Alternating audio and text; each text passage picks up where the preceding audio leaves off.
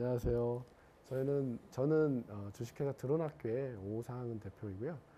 저희가 하고 있는 거는 이제 드론이라고 하는 이제 교육용 드론이 있는데, 교육용 드론을 가지고 저희가 그 드론에 사용하고 있는 뭐 3D 모델링이라든지 3D 프린팅 교육, 또 그다음에 드론을 제어할 수 있는 아두이노 기반의 보드가 있는데, 그 보드를 활용한 어떤 코딩 교육, 그다음에 스마트폰을 활용한 또 코딩 교육을 하고 있는 드론학교라는 업체고요. 지금은 저희가 안양 평촌에서 이렇게 이제 교육 사업을 펼치고 있습니다. 저희가 이제 드론을 가지고 교육하는 부분은 사실은 드론 자체를 만드는 거에 대한 교육도 있겠지만, 이제 드론이라고 하는 그 좋은 아주 좀 툴?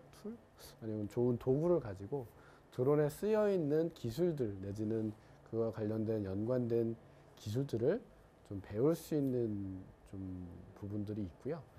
현재 지금 국내에 이제 코딩 교육이 의무화가 돼 있어요. 그래서 올해부터는 중고등학교 아이들이 정보교육 과목으로 해서 실제 의무화가 되었고, 내년부터는 이제 초등학교 아이들이 이제 코딩 교육을 하는데, 저희는 드론이라고 하는 건 아이들이 되게 좋아하는 아이템이거든요. 그 아이템을 가지고 거기에 단순한 코딩이 아니라 3D 모델링 수업, 그 다음에 아두이노 기반의 좀 쉬운 코딩, 그리고 아까처럼 이제 아이들이 주로 스마트폰을 게임기로 많이 쓰거든요. 그 게임기가 아니라 이 스마트폰을 가지고 내가 드론도 제어할 수 있고 뭐 다른 로봇도 만들 수 있고 이런 여러 가지 용도로 쓸 수 있는 그런 코딩을 가르쳐 주는 목적으로 저희가 이 드론이라고 하는 하나의 주제를 통해서 3D 프린팅 모델링, 그다음에 아두이노 기반의 코딩, 그리고 이제 스마트폰 조종 앱을 만들 수 있는 이런 코딩 가지를 한데 아울러서 교육을 할 수 있는 게 사실은 저희의 좀 뭐 교육 아이템이라고 보시면 될 것 같습니다.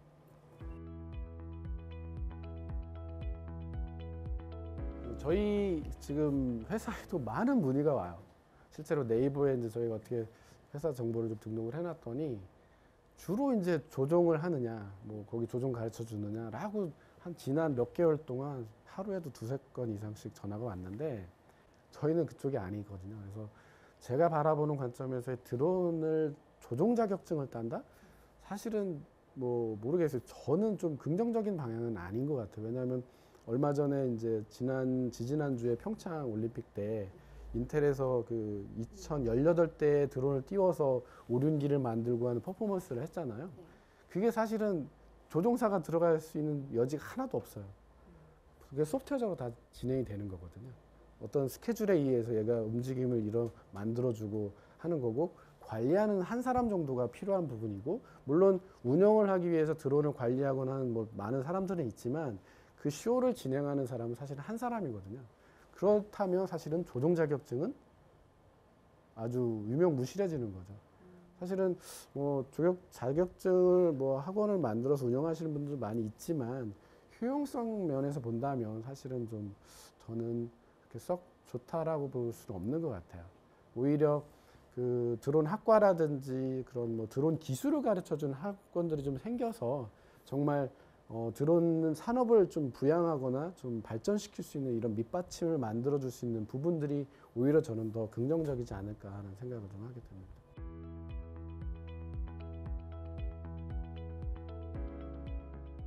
제 생각에는 뭐 저도 이제 뭐 실제 현장에서 겪었던 경험들을 바탕으로 말씀을 드리자면, 사실은 저희 드론을 만드는 데 있어서, 특히 이제 생산하는 데 있어서 드론 부품들을 거의 대부분 다 중국 그 심천이라고 하는 곳에서 소싱을 했거든요.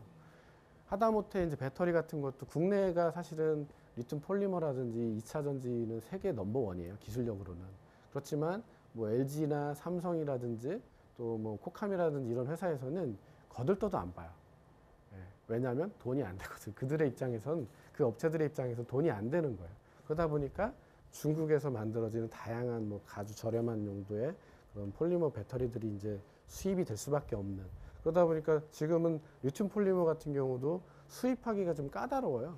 왜냐하면 배터리 안전 기준이라든지 혹은 비행기에 이걸 실어서 보낼 수가 없어요.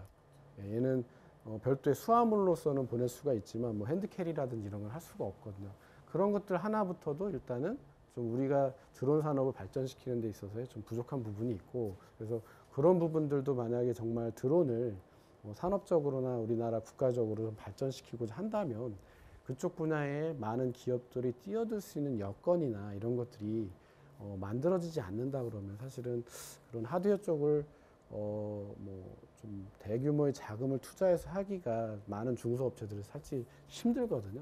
그렇다면 이제 하드웨어적인 그런 부분이 있고, 그다음 소프트웨어적인 부분에서도 사실은 여러 요소들이 있어요. 요소들이 있는데 그 중에 제일 핵심인 것들은 이제 비행 제어라고 저는 보는데, 그 비행 제어 코드를 제대로 국내 오픈소스나 아니면 자체 코드를 사용하지 않고 하는 데들은 많지가 않아요. 대부분은 외산에 이제 이렇게 코드들을 가져다가 이제 어찌 보면 조립 수준인 거죠. 그것들을 많이 하고 있지만 사실 지금도 많은 업체들은 자체 코드를 만들려고 사실은 노력은 하고 있으나 좀 시기적으로 좀 이렇게 좀 살짝 좀 뒤처져 있는 감이 없지 않아 있어요. 그래도 제가 알고 있는 많은 업체들 중에서는 지금도 여전히 이제 그런 비행 제어에 관한 이제 코드들 외에도 항법이라든지 또 아니면은 GCS라고 보통 얘기되어지는 프로그램들을 좀 열심히 좀 개발들은 하고 있지만 현재로서는 조금 부족한 부분이 있는 것 같습니다.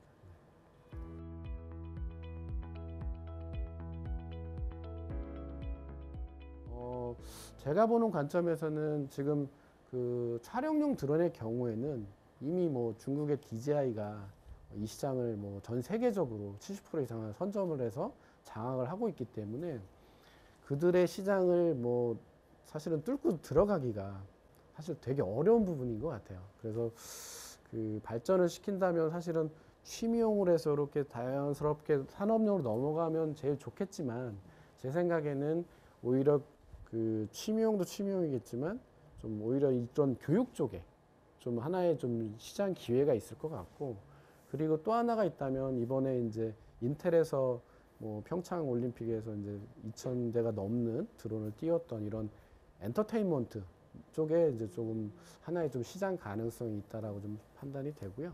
그다음에 그게 되고 났을 때 이제 산업용으로 좀 넘어가는 좀 방법도 있을 것 같다라고 좀 생각이 되는데, 국내에서는 지금 대부분은 취미용 내지는 이런 완구 쪽보다는 주로 다 산업용 쪽에 좀 다 초점이 좀 맞춰져 있어요, 사실은. 그래서 저는 사실 드론이라고 하는 거를 이제 목적으로 두기보다는 하나의 이제 어떤 도구로서 지금 보고 있다 보니까 궁극적으로는 저희도 추후에 좀 기회가 된다면 좀 더 나은 드론들 산업용으로든 상업용으로 쓸 수 있는 드론들도 만들고는 싶으나, 현재로서는 시장에서 요구하는 부분들, 특히 이제 저희가 처음에 이제 드론을 한다고 했을 때 이제 많은 분들의 관심이나 이런 부분들은 중국의 그 저가형 완구들을 어떻게 이길 건데 라고 하는 물음들을 많이 보내주셨거든요. 사실은 그걸 저도 뚫을 수 있는 방법이 없더라고요. 그래서 저희가 관점을 좀 바꿔보니 교육용 쪽에는 좀 답이 있더라고요. 네. 그래서 저희는 이제 교육 쪽으로 좀 진행을 하고 있어서 취미용도 중요하겠지만 사실은 좀 교육용 쪽에도 좀 관심들을 가져보시면 좀 도움이 되지 않을까 생각이 듭니다.